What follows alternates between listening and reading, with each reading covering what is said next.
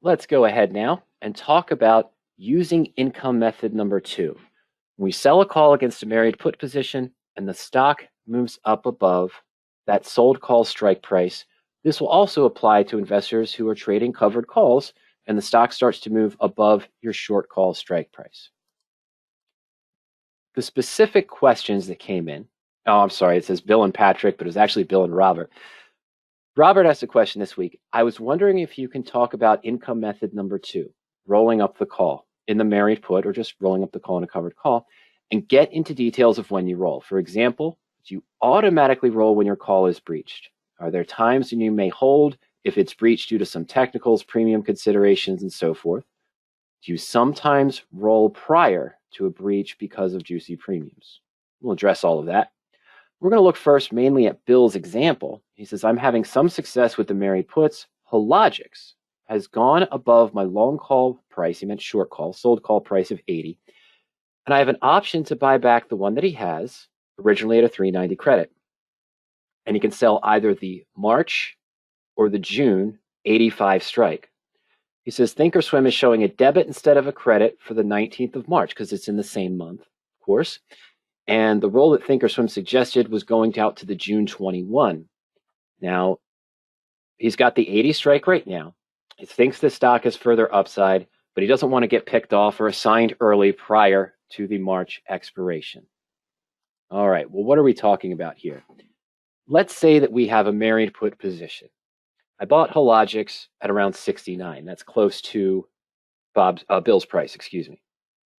Then I buy a June 80 put. This might have been done in November or early December. So we buy a June 80 put following the rules in the blueprint and pay about $19. So we have a controlled risk of about 6 or 7%.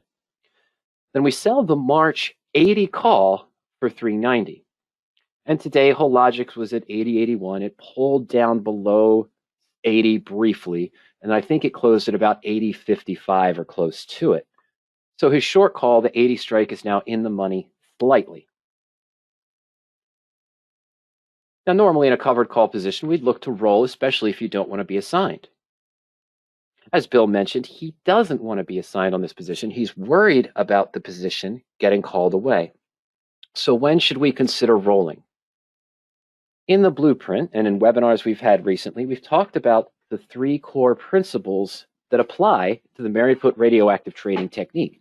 But in essence, they apply to all options investing strategies. You want proper position sizing. You want to put the time decay curve in your favor, whether you're buying or whether you're selling. And you also want to make sure you're taking advantage of the at the money bell curve, which is what we're seeing here on this image. Now, as we know, the at the money bell curve is showing us that the option that is at the money at any time, in any expiration, always has the highest time value. With Hologix at $80.80, the option with the highest time value is the 80 strike call or put. This is why we like to buy in the money when we're buying the initial put strike to give us the proper controlled risk. And when I'm buying options, I typically want to buy out of the money or in the money to pay the lower time premium. But when I'm selling, I want to sell right at the money to maximize the time value in my favor. Bill's in a situation where he sold the 80 and the stock is currently trading pretty much right at that price, bouncing right around 80, which means the time value of his March option is extraordinarily high.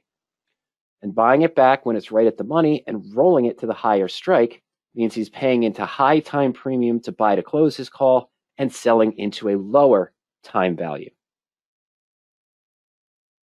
If we wait for the stock to move up slightly, goes up to 82, 83, probably maybe 83 or 84, our 80 call is getting deeper in the money.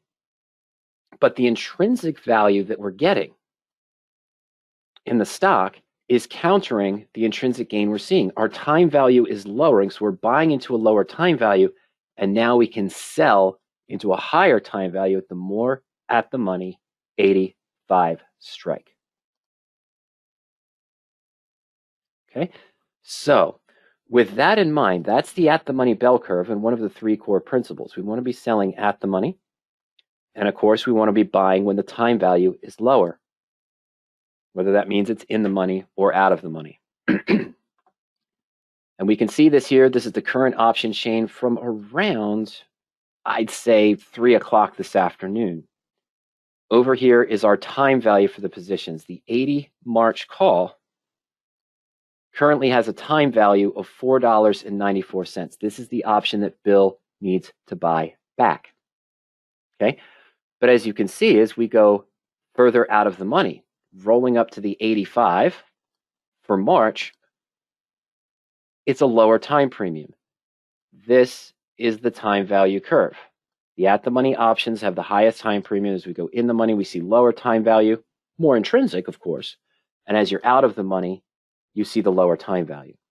The same is true out to June that Bill mentioned when he saw a roll opportunity. The 80 strike at the money has a time value of $7.44. Go up to the 85, it's only $5.75. Go down to the 75, it's only $5.05, but there is some intrinsic value involved. But because I'm in the stock and put structure, if the stock does move up to 85, what am I going to see? Well, this time value is going to go up closer to 450. This one's going to drop closer to that 275. My time value of my 80 strike is going to go lower. Yes, it's further in the money now, but I'm gaining on the stock that I own, as well as what I'm losing on the call. So it's sort of a wash in that case, but I'm trying to play time value. I'm trying to take advantage of time value to lower the position. This is why Ernie and I tend to let the position go slightly in the money before looking to roll it, maybe even by a point or two. In the blueprint, we discuss the proper initial protected put structure, how to put yourself in the proper structure to control your risk to single digits. And we describe the hows and whens to do each of the individual income methods with what's called the SIGA model. This stands for the conditions, your expectations, the goals, and then the action. The standard breakdown of the SIGA model for income method number 2, after you've sold a call and the stock has moved up. Well, call has been written against the married put. Now the price of the underlying stock is approaching or has risen above the strike price of the call. The expectation, which matches what Bill said in this case, is that the stock is going to continue to go up, and we don't want to risk being assigned early or taken out of the stock position. The goals is to realize more of the growth. We're willing to hold the stock for a longer time to let the price continue to develop. So what is our action? The answer to the C, E, and G for every income method of the SIGA model determines the action. In this case, we want to buy back the short call that we sold, the March 80 perhaps, and sell a call further up in strike and likely out in time because we want to try to roll for a credit if possible. And this is why that June series showed up for Bill, because it's the only one right now that can be rolled for a credit. Okay? These can be done rolling at a debit if it matches your return goals for the position, although you might be increasing the risk on the overall married put or collar structure, or even in the covered call, if we're just in a covered call position. If I increased my return from, say, 3% to 5% for an extra 20 or 30 days, I may be okay paying the debit to get another 2 or 3% return to the upside. But it's best to roll for a credit, but sometimes you have to go out further than you want in some situations. So again, typically what we do, once it goes in the money, Ernie and I typically allow the sold call to become slightly in the money, maybe by 2 points, 1.5 points or so, and that's when we'll look to roll, because we want to take advantage of the ATM Bell Curve. The new higher strike we're selling, we want that to be closer to sort of at the money than the one that we're buying back, so that we take advantage of the at the money bell curve. We do want to look to roll up for a credit, just like you do in covered call positions. It's usually best to do that, but it also has to match the goals for the trade and the catastrophe report. What do I mean by that?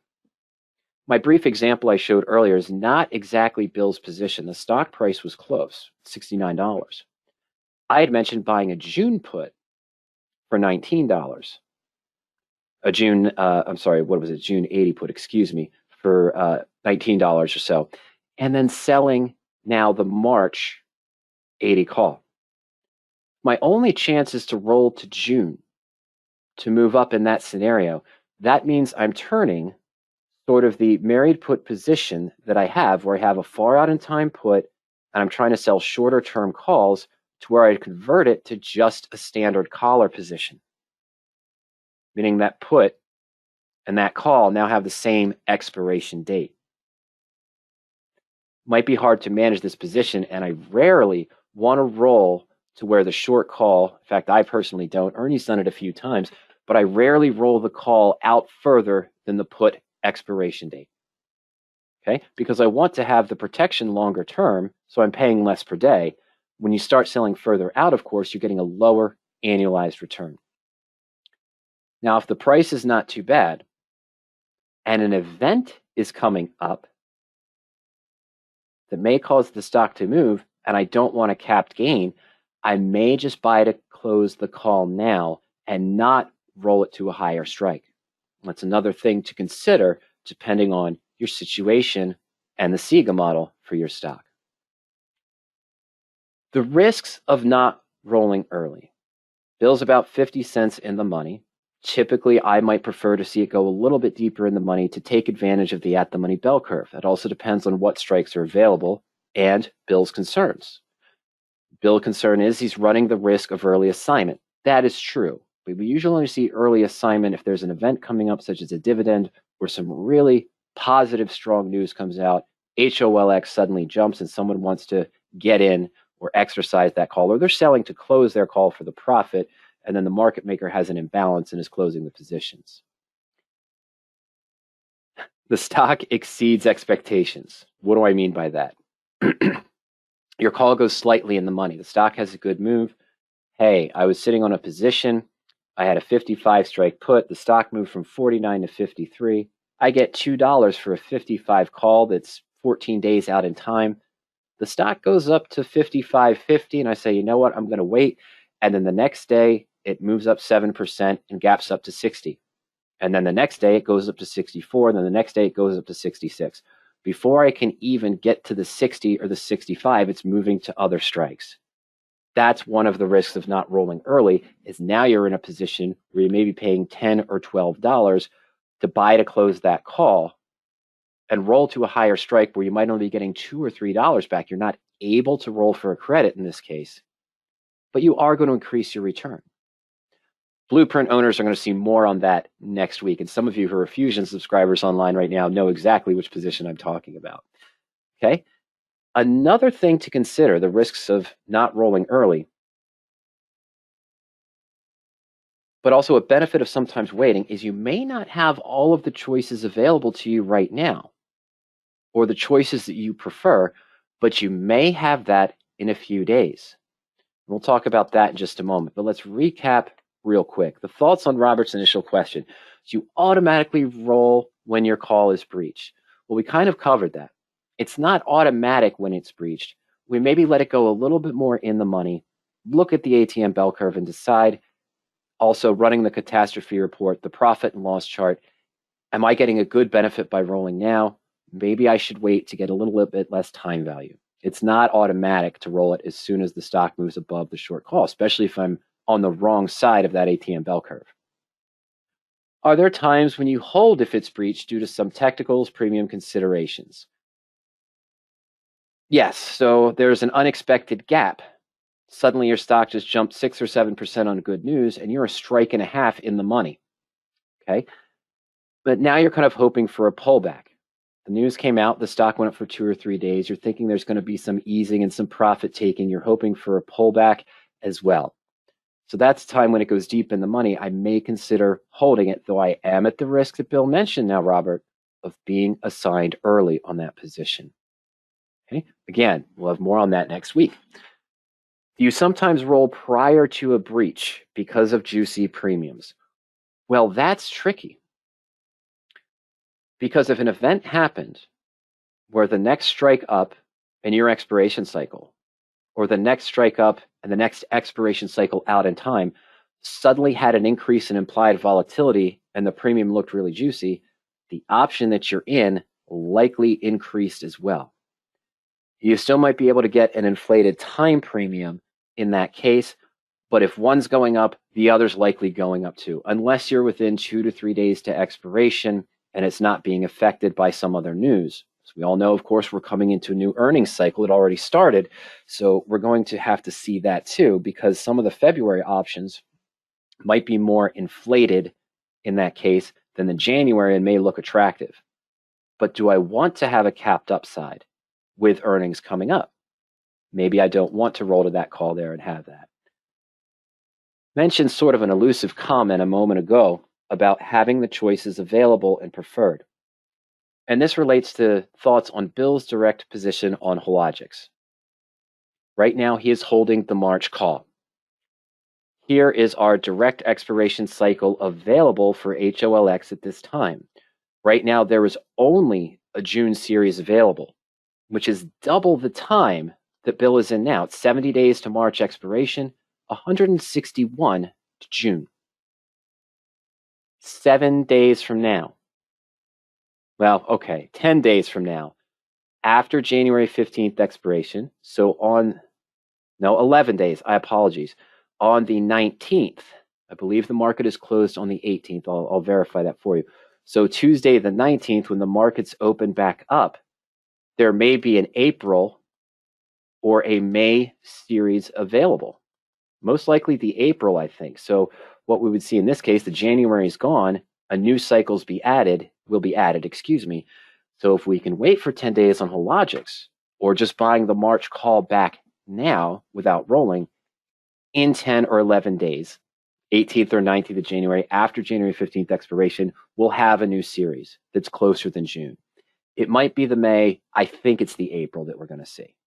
Okay, so that gives you another choice to potentially roll for a credit to the 85 strike that is not available to you today. So it may be okay if you're still worried about early assignment to buy to close the 80 strike now, then wait 10 days or so to see what new series comes out, and you could be able to potentially get the new credit at that other strike you wanted without having to go all the way out to June as well. So that's another thing to consider about what's available. Last but not least, the next earnings is expected around 127.